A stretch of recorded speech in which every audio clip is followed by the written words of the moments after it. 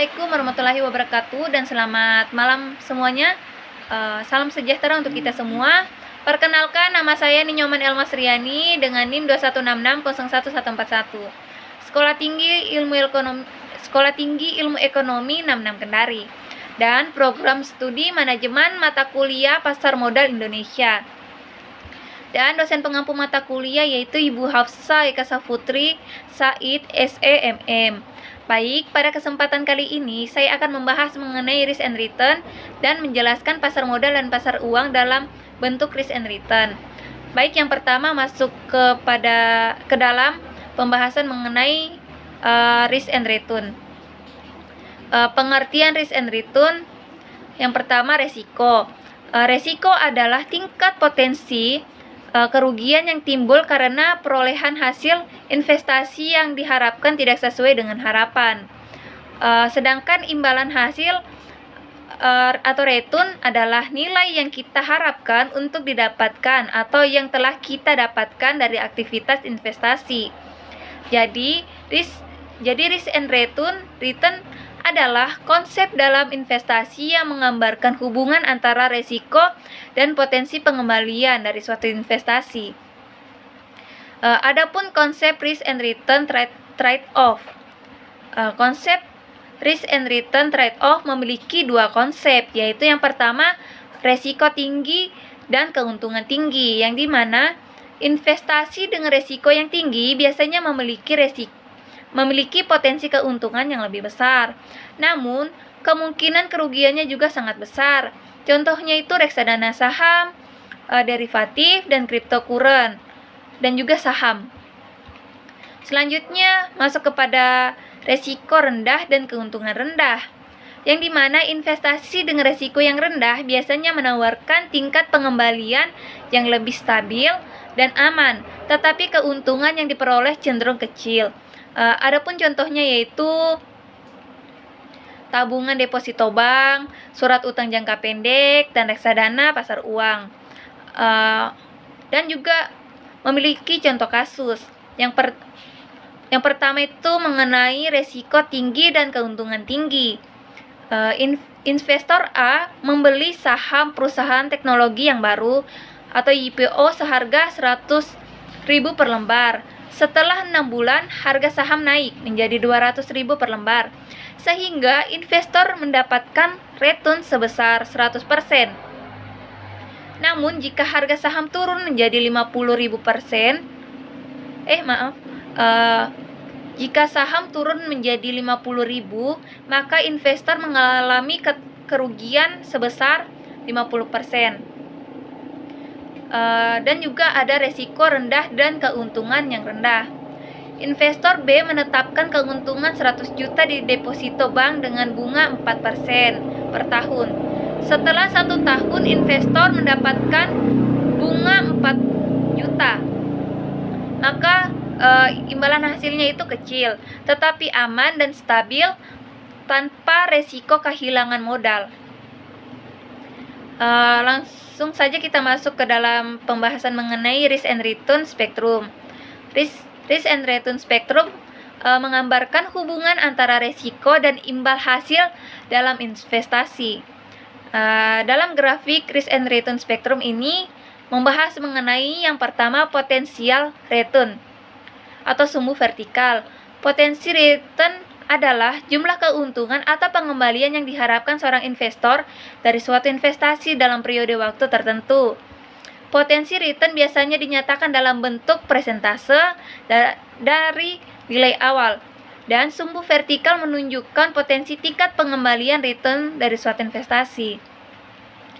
Dan yang dimana sumbu vertikal ini, investasi areanya itu semakin tinggi posisi suatu investasi di sumbu vertikal, maka semakin besar potensi pengembaliannya. Masuk ke dalam potensial risk and return atau sumbu horizontal, yang dimana potensi risk merujuk pada kemungkinan terjadinya kerugian atau hasil yang lebih buruk dari yang diharapkan pada suatu investasi. Resiko ini mencangkup berbagai faktor, yang dapat mempengaruhi nilai investasi seperti fluktuasi pasar, perubahan ekonomi, atau kegagalan pihak yang berutang. Dan potensi risiko dapat berbeda-beda, tergantung pada jenis instrumen investasi dan karakter pasar. Investasi di area ini merujuk pada semakin jauh ke kanan posisi suatu investasi, maka di sumbu horizontal semakin besar potensi risikonya. Selanjutnya pada risk-free rate adalah tingkat pengembalian terendah yang bisa diperoleh dengan risiko yang paling rendah. Biasanya berupa investasi pada obligasi pemerintah atau deposito bank, dan posisinya berada pada titik sumbu vertikal yang menunjukkan imbal hasil yang sangat rendah dengan risiko yang hampir nol. Masuk lagi kepada safety area atau zona aman. Safety area adalah instrumen investasi dianggap relatif aman dan memiliki risiko yang rendah. Area ini biasanya terletak di sisi kiri bawah grafik yang menunjukkan investasi dengan potensi risiko rendah dan potensi return yang stabil. Contoh safety area itu seperti tabungan deposito bank, surat utang jangka pendek, dan reksadana pasar uang. Selanjutnya ada pada grow area atau zona pertumbuhan. Grow area adalah investasi di area ini menawarkan potensi pengembalian yang lebih tinggi, namun juga memiliki risiko yang lebih besar. Contohnya itu instrumen yang berada di dalam grow area termasuk surat utang pemerintah, reksadana pendapatan tetap, dan surat utang swasta dan reksadana campuran. Dan yang terakhir itu risky area atau zona risiko tertinggi. Instrumen di area ini memiliki tingkat risiko yang tinggi dengan potensi return yang jauh lebih besar, dan investasi di area ini mengharapkan keuntungan yang lebih besar, namun dengan risiko yang lebih besar, termasuk dengan kemungkinan kerugian. Adapun contoh instrumen risky area yaitu pertama reksadana saham, saham derivatif, dan cryptocurrency. Baik, materi yang kedua itu mengenai pasar modal dan pasar uang dalam bentuk risk and return. Yang pertama itu pasar uang, yang dimana pasar uang adalah pasar untuk instrumen keuangan jangka pendek, umumnya dengan jatuh tempo kurang dari 1 tahun yang digunakan untuk kebutuhan pendanaan jangka pendek. Dan instrumen yang umum diperdagangkan di pasar uang termasuk sertifikat deposito dan surat berharga komersial dan surat utang jangka pendek atau treasury bills. Adapun resiko dalam pasar uang, yang pertama itu resiko suku bunga.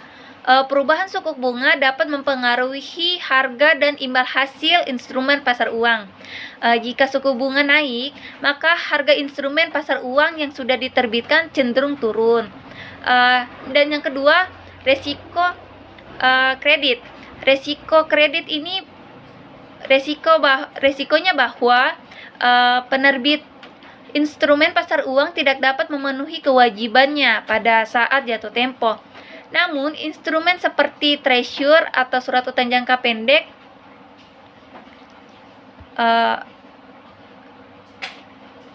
atau sertifikat deposito bank yang besar biasanya dianggap sangat aman. Selanjutnya yang ketiga itu resiko likuiditas. Pasar uang cenderung memiliki likuiditas yang tinggi, namun pada beberapa instrumen atau dalam kondisi pasar yang kurang stabil ini, maka likuidnya bisa tertahan.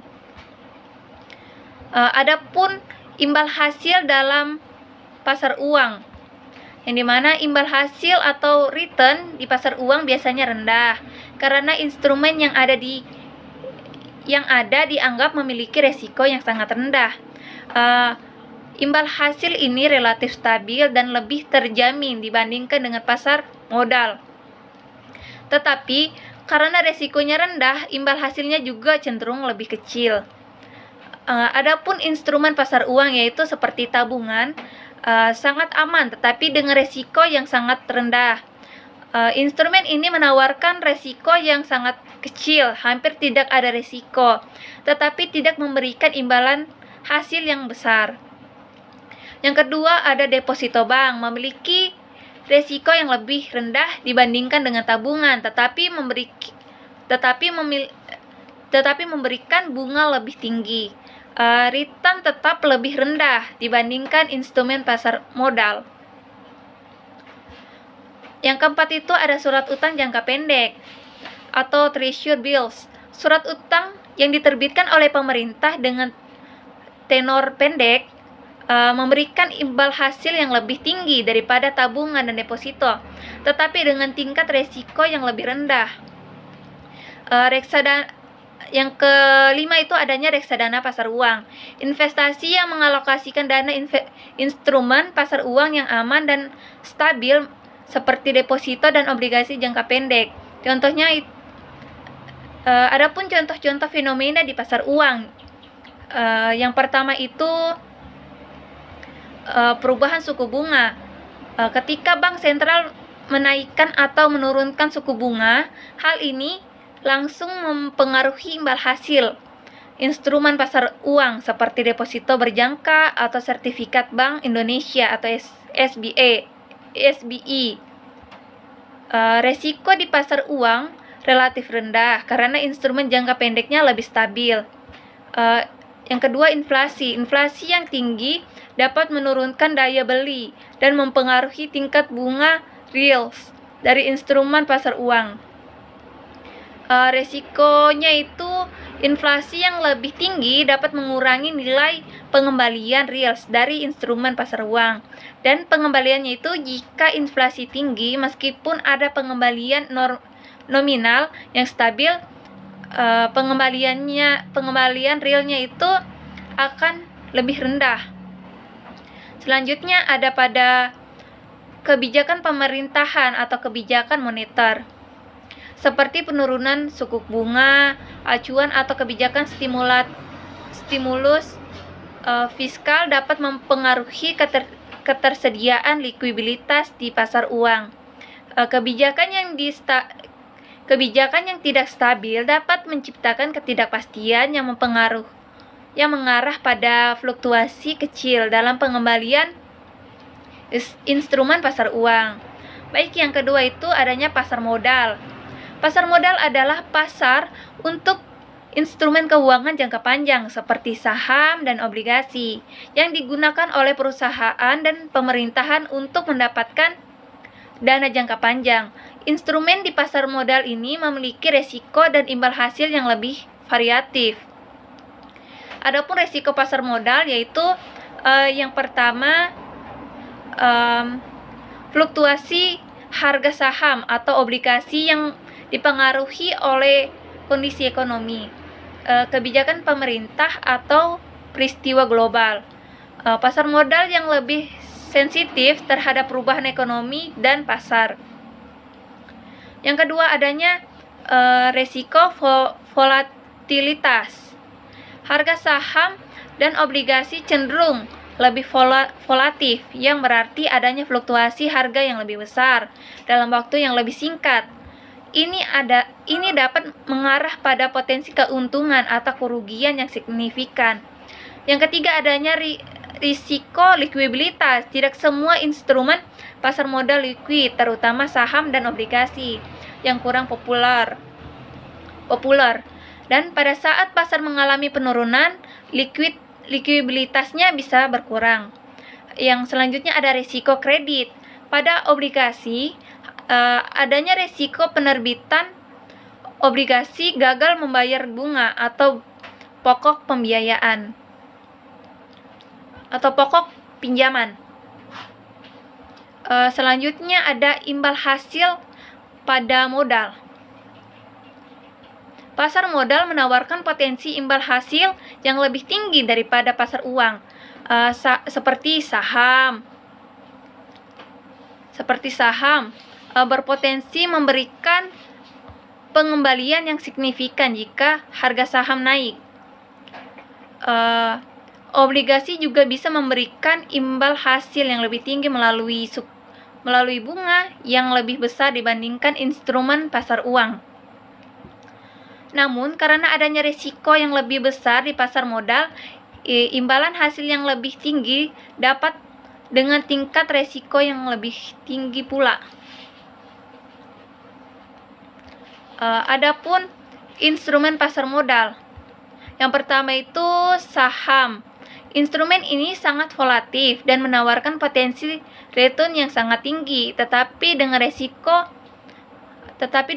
yang tinggi karena harga saham dapat berubah secara drastis tergantung pada kondisi pasar dan kinerja perusahaan. Yang kedua, adanya obligasi. Obligasi pemerintah lebih stabil dibandingkan dengan obligasi korporasi, tetapi keduanya masih memiliki resiko lebih tinggi dibandingkan dengan instrumen pasar uang. Obligasi swasta meskipun penawarannya return lebih tinggi, membawa resiko gagal bayar lebih besar. Selanjutnya ada reksadana reksadana saham. Mengumpulkan dana dari banyak investor dan investasi di saham-saham, memberikan peluang return yang lebih besar, tetapi juga membawa risiko yang besar. Adanya cryptocurrency. Meskipun relatif baru, cryptocurrency menawarkan potensi keuntungan yang sangat besar, namun sangat volatif dan berisiko tinggi. Adapun contoh fenomena di pasar modal, yang pertama volatif pasar. Fluktuasi harga saham dan obligasi seringkali dipengaruhi oleh kondisi ekonomi perubahan kebijakan pemerintah atau ketegangan geopolitik. Resikonya itu volatif yang tinggi menambahkan resiko investasi di pasar modal, terutama pada saham yang bisa mengalami perubahan harga yang drastis dalam waktu singkat. Dan pengembaliannya itu meskipun volatif tinggi, potensi pengembalian jangka panjang dari saham dan obligasi lebih besar. Namun fluktuasi harga saham dapat menghasilkan pengembalian yang sangat bervariasi.